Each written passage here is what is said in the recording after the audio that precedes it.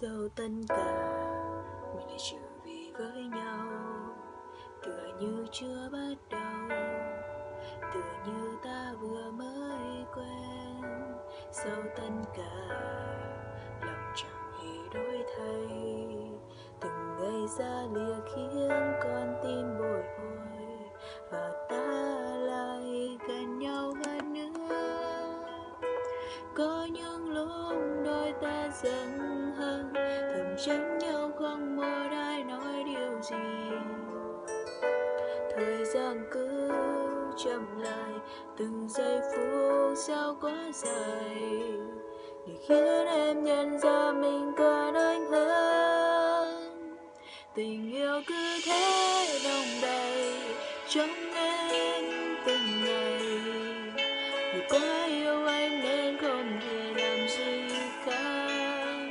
Chỉ cần ta mãi luôn dành cho nhau những chân thành, mà khó khăn cũng chỉ là thử thách, vì trái tim ta luôn luôn thuộc về nhau.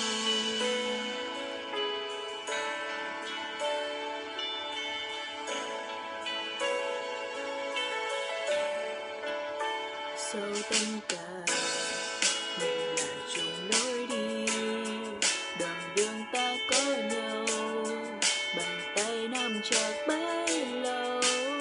Sau tất cả mình cùng nhau sẽ chia, buồn phiền không thể khiến con tim nhạt nhòa, và ta lại gần nhau hơn nữa.